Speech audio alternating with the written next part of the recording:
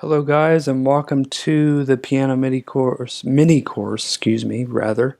It's Cody Wyman here.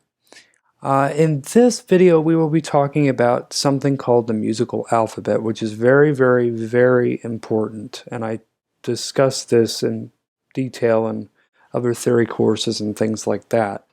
But when you're studying an instrument like piano, it's very important to know the repetitive nature of the piano in terms of patterns and in terms of, repetitious note schemes and everything else like that. All this to say that the piano basically has all these natural notes from A to G, so A, B, C, D, E, F, G, A. Notice I didn't say H on this one, because you'll notice just by listening,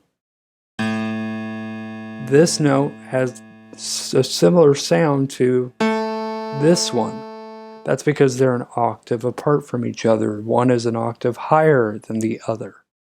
So basically, the musical alphabet is A through G, and then it recycles and recycles and recycles. And that's where part of where we get the octave from, because of all the recycling melodic patterns on the keyboard. So again, the musical alphabet is A, B, C, D, E, F, G, A. So those are your 7 notes in the musical alphabet that repeat over and over again. So if you have any questions, please feel free to consult the Q&A or leave me a comment. We will be going over in the next few videos different information on the clefs and black notes versus white. So stay tuned.